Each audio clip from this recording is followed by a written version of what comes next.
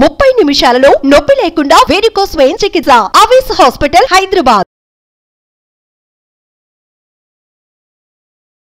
నమస్తే రమ్మగారు. నమస్తే జయ. మంచి చందమామ కథ ఒకటి చెప్పటం గారు.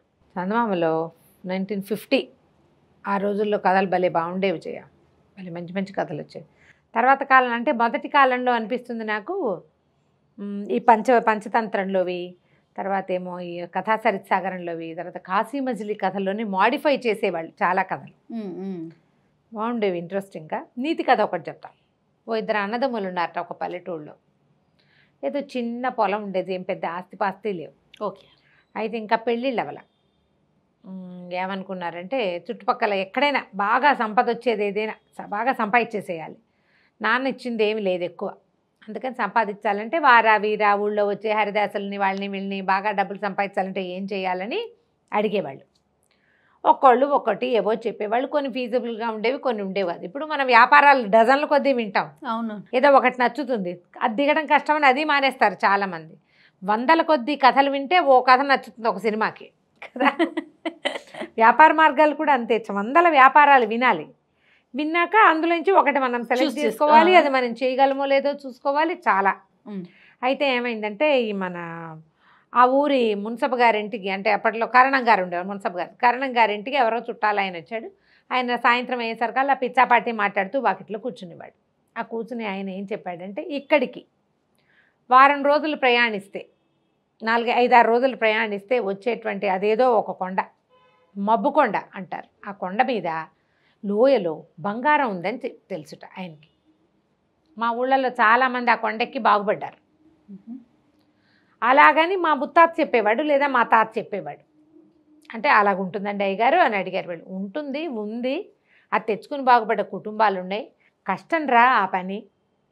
ఓ 15-20 మంది కూలీలైనా వెంబడి పెట్టి తీసుకెళ్ళాలి, వాళ్ళందరికీ తిండి ఏర్పాటు చేసుకోవాలి, మరి కొండ మించి బంగారం తవ్వుకుని తెచ్చుకోవాలి, అది కష్టం. ఈ కూలీలో ఎవడైనా ఎగేసిపోతాడు, ఏమైనా జబ్బులు వస్తాయి అని ఇలా మాట్లాడాడు. మాట్లాడితే వీళ్ళు బాగా ఆలోచించారు ఇద్దరు. సరే అన్నయ్య ఏమన్నాడంటే, వీరన్న సోమన్న ఇద్దరు పేర్లు. సోమన్న పెద్దవాడు, వీరన్న చిన్నవాడు. అన్న తమ్ముడు ఇద్దరు మాట్లాడుకున్నారు. ఏమన్నాడు పెద్దవాడు, అరే అట్లా కాదురా, ఏముంది ఈ ఊళ్ళో, నాన్న ఇచ్చింది ఒక చిన్న చెక్క అమ్మేద్దాం. ఈ చెక్క అమ్మేసి ఒక 4 రోజులకి సరిపడా ఆహారపు దినుసులు ఏర్పరచుకుందాం. ఊళ్ళో నుంచి ఒక 20-25 మంది కుర్రాళ్ళు మనబోటి వాళ్ళే ఖాళీగా ఉన్నారు, కూలీ వస్తే చేస్తారు, లేకపోతే వాకిళ్లలో పడుకుంటారు. ఏముంది ఇక్కడైనా ఓ ముద్ద దొరికేది, ఆ ముద్ద ఏదో మనమే వేద్దాం, తీసుకెళ్దాము, మనకు తెలిసింది కదా అని అడిగాడు. అడిగితే సరే తమ్ముడు కూడా ఒప్పుకున్నాడు. అన్నయ్య బలంతో పెడుతున్నాడు, ఆ బంగారం ఏదో కళ్ళ చూద్దామని. ఈ రెండో వాడికి ఏంటంటే కొంచెం ఒళ్ళొంచి పెద్దవాడి కంటే కూడా ఎక్కువ పనిచేసే రకము. తర్వాత వెళ్ళే దారి ఆసక్తికరంగా ఉంది, ఎక్కడికైనా వెళ్ళటం అవన్నీ. అక్కడి నుంచి ఏమన్నారు, ఓ పంచి మన ఇద్దరం, నాన్న చెక్క చెరిసగం కదా, సగం డబ్బు నేను తీసుకుంటా, సగం డబ్బు నువ్వు తీసుకో. ఓకే. మరి నేను మనుషులను పెట్టుకుంటా, నువ్వేం చేసుకుంటావో నీ ఇష్టం, నీది నువ్వు తవ్వుకో, నాది నేను తవ్వుకుంటా. ఆ కొండ మీద తవ్వినంత బంగారం. ఇది కూడా బాగానే ఉంది. ఆ తమ్ముడు కూడా ఒక వారం రోజులకి 10 రోజులకి అక్కడికి వెళ్ళడానికి సరిపడా ఆహారపు దినుసులు, కాస్త డబ్బులు జేబులో పెట్టుకున్నాడు అంతే. నేను చెక్కను, నేను నీతోటే ఉంటా, నువ్వు అందరు కూలీలకి ఏమి ఇస్తావో నాకు కూడా అదే ఇద్దుగా అని చెప్పాడు. సరే అన్నయ్య మాత్రం ఒక 20 మందిని ఏర్పరచుకున్నాడు. నా జట్టు నేను అక్కడికి వెళ్ళాక ఆలోచిస్తాను, చేయి బుద్ధి అయితే అప్పుడు చేస్తానన్నాడు తమ్ముడు. సరే ఈ తమ్ముడితో లాభం లేదు, కానీ వాడు తనకు తోడుంటాడు. తమ్ముడు తనని మోసం చేయడం అతనికి తెలుసు. ఓకే. సరే ఏం చేశారు, ఒక 20 మందిని జట్టుని ఏర్పరచుకున్నారు. మరి ఎవరి మూటలు వాళ్ళు మోసుకోవాలి, అంత ఫుడ్ అంతా మోసుకెళ్ళొద్దు, పప్పు బియ్యం అన్నీ అవన్నీ చిన్న చిన్న మూటలు చేసి. అప్పట్లో మనకు మళ్ళీ సబ్బా నూనె ఏం కావాలి, వేళకి తిండి తెప్పిస్తే ఏమీ అవసరం లేని రోజులు అవి. ఏదో చిన్న చిన్న అవసరాలు అంతే, అసలు పెద్ద అవసరాలు లేనే లేవు. చెట్టుకొమ్మ విరిచి పళ్ళు తోముకునేవాళ్ళు, పేస్ట్ అక్కర్లా, బ్రష్ అక్కర్లా. ఏ చెరువులోది కనపడితే ఆ చెరువులో మట్టి వేసుకుని ఒళ్ళు తోముకోవటం, స్నానం చేయటం అయిపోయాయి. సబ్బక్కర్లా, షాంపూ అక్కర్లా. ఎప్పుడో పండగలప్పుడు తలంటుకునేవాళ్ళు. మన కుంకుడుకాయలు అంతే, అవి ఏ చెట్టుకో రాలేవి, ఎవరి చెట్టునో ఉండేవి, తలా 4 ఏరుకుని తెచ్చుకునేవాళ్ళు అంతే. సరే ఇంత సింపుల్ జీవితాలు. బయలుదేరి వెళ్ళాక ఒక వారానికి ఆ కొండ చేరారు వీళ్ళు. ఆ గుర్తుల్ని బట్టి ఆయన చెప్పాడు కదా, పలానా ఊరు దాటాక పలానాది, పలానా డొంక దాటాలి, చెలమ దాటాలి, ఈ లెక్కలన్నీ పెట్టుకుని అక్కడికి వెళ్ళారు. ఆ కొండకి వెళ్ళే దారి కింద ఒక చిన్న పల్లెటూరు ఉంటే తమ్ముడు అన్నాడు, నాన్నయ్య నేను రాను, నాకు విసుగ్గా ఉంది ప్రయాణం అంటే, నువ్వు పైకి వెళ్ళిపో, నువ్వు వచ్చేదాకా నేను ఇక్కడ ఉంటా అని చెప్పాడు. ఇక తమ్ముడు తన జోలికి రాలేదు కదా, డబ్బంతా తన డబ్బు తను వాడేసుకున్నాడు. ఈయన ఏం చేశాడు, ఈ అన్నయ్య సోమన్న ఈ మొత్తం జనాలందరినీ వేసుకుని ఆ కొండ మీదకి వెళ్ళాడు. ఈ కింద ఊళ్ళో ఉన్న ఈ తమ్ముడు ఏం చేశాడు, ఆ ఊళ్ళోకి వెళ్ళాడు. ఊళ్ళోకి వెళ్తే ఏదో కాస్త పాడి పంట ఉన్న చిన్న ఊళ్ళు అవి. చిన్న ఊళ్ళో అయితే మున్సబ్ గారింట్లో వాకిట్లో కూర్చున్నాడు. ఏ ఊరు అబ్బాయి ఏంటి అంటే, ఊరికేనండి ఊపిసిపోక మేము బయటకు వచ్చాము అని చెప్పాడు. ఆయన అన్నాడు, మరి నేను చిన్న పని ఉంది సహాయం చేస్తావా అంటే చేస్తానన్నాడు. ఆయన బండి కోసం చెక్కలు కొట్టించుకుంటున్నాడు. ఈ అబ్బాయికి ఆ పనులు తెలుసు. సరే ఎందుకండి కూలి అయ్యగారు అన్నం పెట్టండి నేను చేస్తాలేంటి అని చెప్పేసి కూలీని పంపించేసి తనే ఆ బండి కొట్టి పెట్టాడు. సరే బండి చక్కగా వాటంగా కుదిరింది. మరి వీళ్ళింట్లో వాళ్ళే అన్నం పెట్టారు 2 పూట్ల. గొడ్లను బయటికి తీసుకెళ్ళాడు. వాళ్ళకి వాకిట్లో చేదాం నువ్వు ఉంటే చేదేసి నీళ్ళు తోడు పెట్టాడు. ఆయన అన్నాడు, అబ్బాయి నువ్వు మంచి చురుకైన వాడివిగా ఉన్నావు, మరి ఏదైనా ఒక 10 రూపాయలు ఉంటే మీ ఊరు పోయి తెచ్చుకో, పొలం ఇప్పిస్తాను నువ్వు కౌలుకు చేసుకుందు కానీ అన్నాడు. అంటే ఊరెళ్ళక్కర్లేదండి నా దగ్గర డబ్బులు ఉన్నాయి నేను వచ్చేటప్పుడు తెచ్చుకున్నానని ఏం చేశాడు, ఆయన 1 ఎకరం భూమి ఇస్తే వీళ్ళింట్లోనే అన్నం తింటూ ఆ ఎకరం భూమి సాగు మొదలుపెట్టాడు.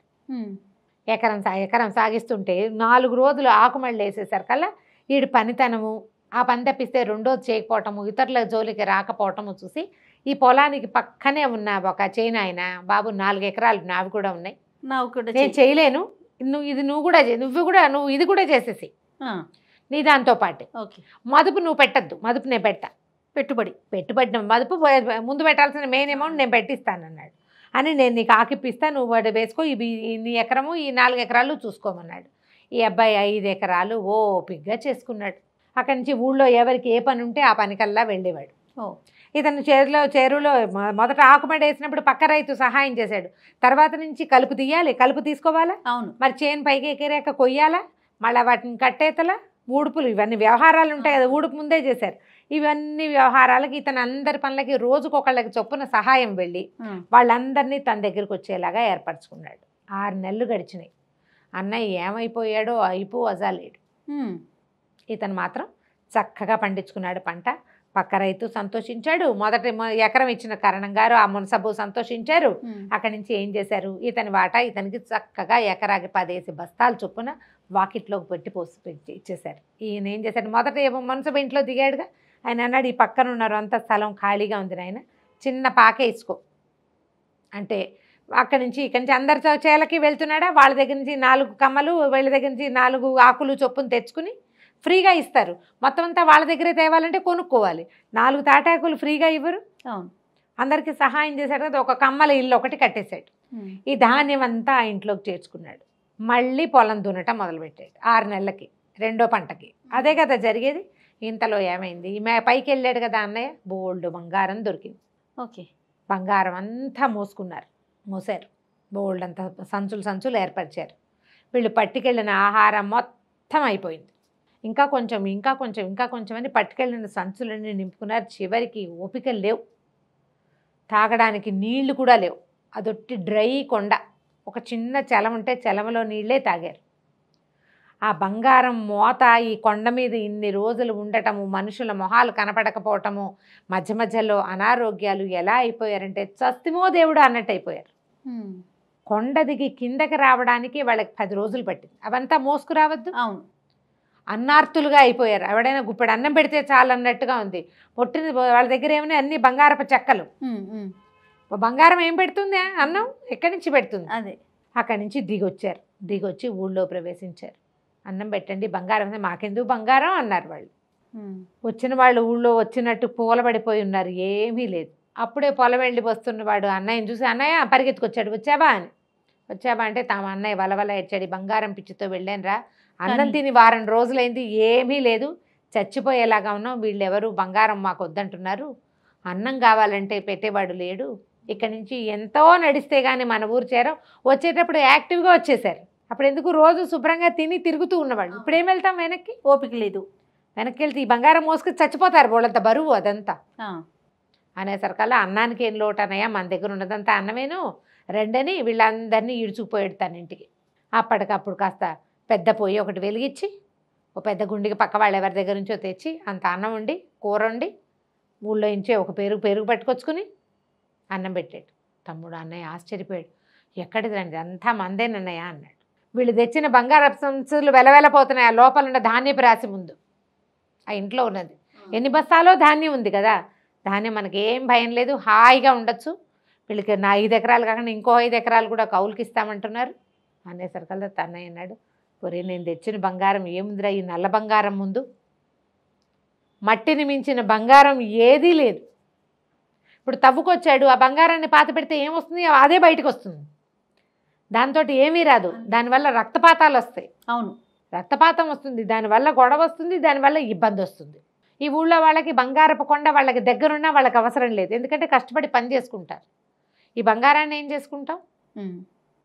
అన్నయ్య కూడా ఇక కూలీలందరికీ చెప్పాడు, ఎవరికి ఏది కావాలంటే అది పట్టుకుపోండి.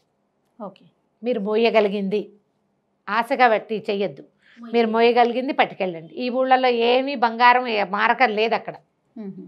కూలీలంతా 2 రోజులు అన్నం తిని ఇక్కడే తలా చెక్క పట్టుకుపోయారు. అంతకంటే పట్టుకెళ్ళలేరు, అది మోత బరువు.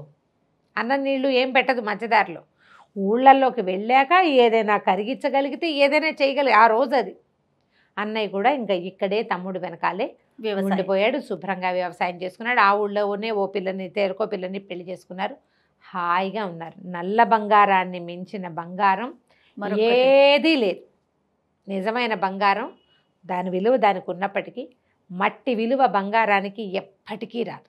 ఎందుకంటే బంగారం రకరకాల సమస్యలను సృష్టిస్తుంది. అవునండి, కానీ బంగారాన్ని సృష్టించలేదు. కానీ మట్టి బంగారాన్ని సృష్టించగలదు.